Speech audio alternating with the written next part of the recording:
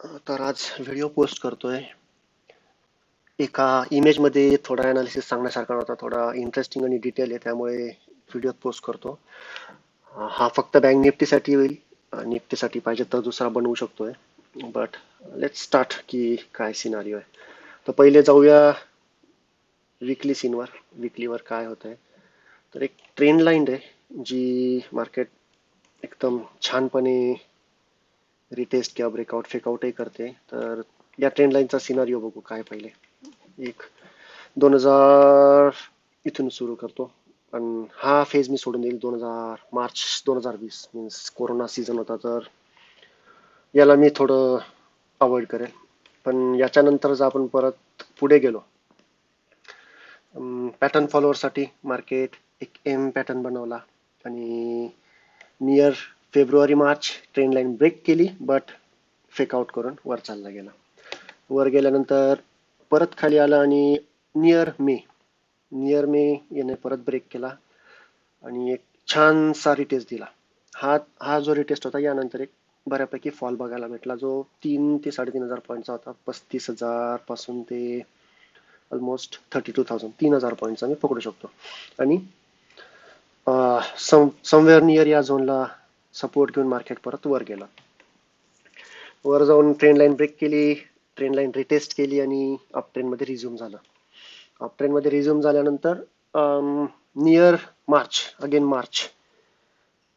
मध्ये मार्केटने trend line break केली, but इथे रिटेस्टही दिला. जर बघितलं तर हा रिटेस्ट आला, पण फेकआउट करून मार्केट वर चालला गेला. So it was a trap. याच्यानंतर परत पॅटर्न फॉलोवर्स एम पॅटर्न बनवला. छानसा एम पॅटर्न ब्रेक केला. इथं ट्रेंड लाईनही ब्रेक केली विथ कॅन्डल फॉर्मेशन. रिटेस्टही दाखवला. नियर ऑक्टोबर सीझन होता आणि फेकआउट करून चालला गेला वर. It's a strong bounce back होता. यानंतर आता परत येतोय सेम सीन. मार्केट एक्सपेक्ट करतोय की परत या ट्रेंड लाईनला टेस्ट करण्यासाठी येईल. होईल नाही होईल, let's see in further analysis. पण जर मार्केट या ट्रेंड लाईनला टेस्ट करण्यासाठी आलं, तर यावेळेस फेकआउटही करणार नाही आणि रिटेस्टही करणार नाही. विदिन द फ्लो मार्केट 45,200, 43,624 या टार्गेटसाठी येईल आणि इथे जर सस्टेन झालं नाही तर मार्केट 41,700चा एक मोठा फॉल देईल. ऑलमोस्ट तुमच्याकडे 3-4 हजार पॉईंट परत असतील. का इथं करतोय, तर हा पहिला रेजिस्टन्स तयार झाला. त्यानंतर मार्केट आलं सेकंड रेजिस्टन्स, थोडं कन्सॉलिडेट होऊन ब्रेक केलं, but you can see it's like trap करून मार्केट परत with in candle, big candle खाली पडलं. रिटेस्ट केला हाच रेजिस्टन्स, इथं फेकआउट करून परत वर चालला गेला आणि यानंतर याला रिटेस्ट करण्यासाठी आलं नाहीये. तर मोठं करेक्शन जे आलं, फॉल नाही म्हणणार मी, मोठं करेक्शन जर आलं after this, up to this I am not saying anything, but after this is the target 43,600 आणि त्याच्यानंतर 41,728, जिथे मार्केट परत बाउन्स होण्याचे चान्स आहे. आणि याच्यानंतर काय होईल, 41,700च्या खाली जर आलं, आय एम नॉट सेइंग येईलच, आलं तर पुढचा अनालिसिस आहे इट्स समवेअर हिअर, जो अपडेट करत राहील day by day. But till that it's very long time. So currently काय होतं ते बघू. खरंच येईल नाही येईल, let's see. Let's go for daily. जर डेली अनालिसिसवर गेलो तर इथं एक डेली ट्रेंड लाईन आहे जी या दोन टॉप्सला कनेक्ट करते आणि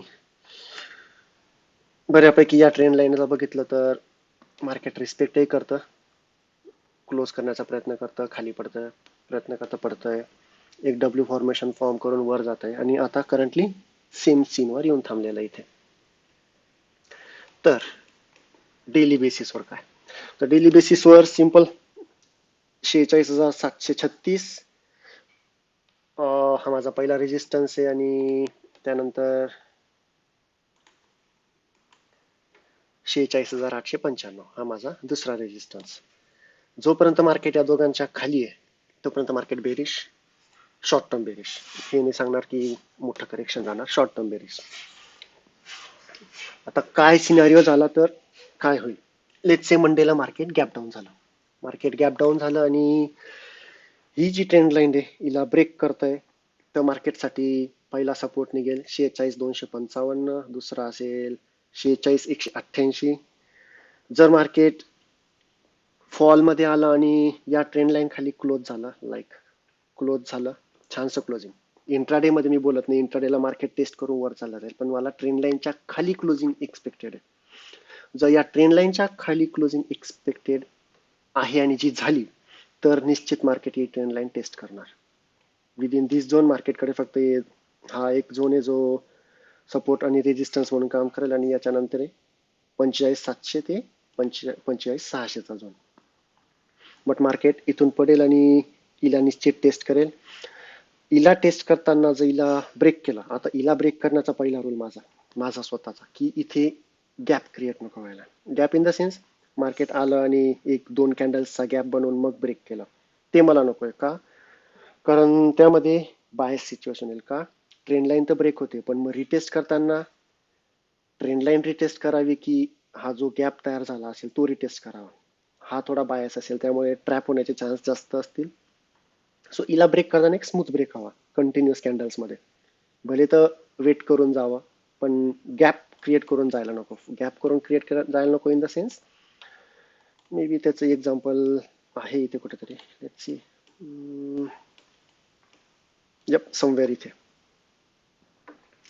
मार्केट आलं आणि हा जो गॅप क्रिएट झालाय, या गॅपमुळे गॅप क्रिएट झाला आणि मग ट्रेंड लाईन ब्रेक केली, रिटेस्ट केला, पण हा जो कॉन्फिडन्स या येणार नाही, कारण गॅप रिटेस्ट करावा की ट्रेंड लाईन, तर थोडंसं इथं बायस्ड होतं माणूस. तर हे नको व्हायला. एक स्मूथ क्लोज जो असतो आपण तो पाहिजे. Smooth close in the sense इथे पण बघाल तर मार्केट टेस्ट केलं आणि गॅप डाऊन झाला, हे नको व्हायला. एक छानसा ब्रेक पाहिजे. छानसा ब्रेक जर आला तर आय बी मोर शुअर की मार्केट डाऊन ट्रेंडला कंटिन्यू करणार आहे. जर गॅप डाऊन सिनारिओ इथे आला तर थोडंसं मी वेट करून जाईल, जोपर्यंत मार्केट 45,182 ची लेवल ब्रेक करत नाही. स्मूथली असेल तर लेट्स ट्रेड कंटिन्यूअस. तर लेट्स कंटिन्यू. जर ब्रेक झाला इथून तर हे झोन तर आलेच, आणि ट्रेंड लाईन कंटिन्युएशन मध्ये टेस्ट होऊन इथे कंटिन्युअस ब्रेक करेल, किंवा एक छोटासा 1-2 दिवसाचा गॅप घेऊन ब्रेक करेल, पण ब्रेक नक्की करणार आणि पुढचे टार्गेट तर आहेच. What about gap up scenario किंवा अप ट्रेंडसाठी? अप ट्रेंडसाठी मी इंटरेस्टेड नाही जोपर्यंत मार्केट 46,891 वर मला क्लोजिंग देत नाही. 46,891 वर जर क्लोजिंग आली तर मी गॅप अप ट्रेंड स्ट्रॉंग तर नाही बोलणार, पण एक स्कॅल्पिंग टार्गेट जे आहेत, scalping target in the sense छोटे छोटे टार्गेट्स असतील माझ्याकडे, जे की ऑलरेडी मार्किंग लाईन्स मध्ये आहेत जुन्या इमेजेसला. तर हे ते छोटे छोटे टार्गेट्स 46,800, 47,000 आणि 47,200, आणि याच्यावर मग मार्केट सस्टेन झालं तर अप ट्रेंड कंटिन्यू करेल, जे की आता वाटत नाही करंट जी मार्केट कंडिशन आहे त्यावर की होणार आहे असं काही. त्यामुळे थोडा व्ह्यू बेरिशच आहे.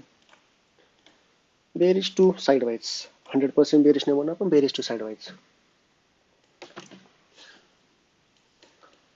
तर हे आहे. आता let's see what about intraday. इंट्राडेला काय होऊ शकतं तर 5 मिनिटात जाईल, आणि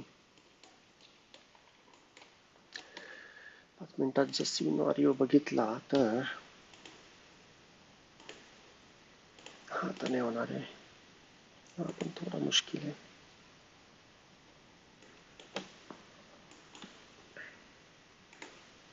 ओके,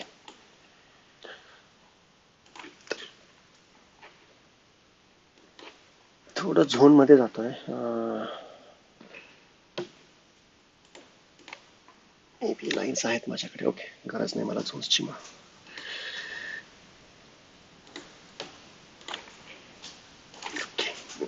तर एक्सपेक्टेड आहे की मार्केट गॅप डाऊन होईल 46,390 पहिलं कॅल्क्युलेटिव्ह वे, आणि सेकंड आहे 46,284. मे बी 41,50 किंवा 50 पॉईंट अप डाऊन किंवा याच्या 50 point up down. Mostly market इथंच होईल, so I will avoid this also. Let's say market 46,389 50-60 point up down open झालं तर ही ट्रेंड लाईन ब्रेक करण्यासाठी मार्केटला एक छानसा चान्स भेटेल. आणि हा ब्रेक केल्यानंतर पहिला टार्गेट असेल 46,257 आणि 46,186. What about market flat? Market जर फ्लॅट ओपन झालं तर सेम सीन असेल. मार्केट स्लोली येईल आणि ब्रेक करण्याचा प्रयत्न करेल. गॅप अप ओपन झाला, मार्केट जर गॅप अप ओपन झालं तर 46,736 पहिला माझा रेजिस्टन्स ऍक्ट होईल आणि त्याच्यावर परत छोटे रेजिस्टन्स. त्यामुळे मी इथे लॉंग करण्यात थोडा इंटरेस्टेड नाहीये. जर गॅप अप ओपन झाला तर within first 2 candles market sharply fall होईल आणि नाही झालं तर इथे साईड वाईज होऊन जाईल. मीन्स वॉलटाईल स्ट्रक्चर मध्ये मार्केट इथं असेल गॅप अप असेल तर. त्यामुळे गॅप अप मी एक्सपेक्ट करत नाही वॉलटाईल स्ट्रक्चरसाठी. Most of the scenario flat किंवा गॅप डाऊन, आणि गॅप डाऊनही त्यात जास्त आहे कारण न्यूज काही चांगल्या येत नाहीत. सो इथून गॅप डाऊन झालं तर मार्केट ब्रेक करणार आणि स्लोली टार्गेट अचीव करेल. जर क्लोजिंग फायनली मला 46,255 आणि 46,186 या रेंजमध्ये किंवा याच्या खाली भेटली तर माझं नेक्स्ट टार्गेट असेल 45,600 ते 45,640. मी ऑप्शन सेलर आहे त्यामुळे मार्केट स्लोली आलं तरी मला प्रॉब्लेम नाही. मी एक्सपेक्ट करत नाही की मार्केट ट्रेंडिंग होऊन यावं किंवा कसं. स्लोली आलं तरी मला प्रॉब्लेम नाही. माझं टार्गेट हे असेल. इंट्राडे ट्रेडिंगसाठी आय विल नॉट सजेस्ट की लॉंग किंवा शॉर्टचे ते कॅरी करून जावे ऑप्शन्समध्ये तरी.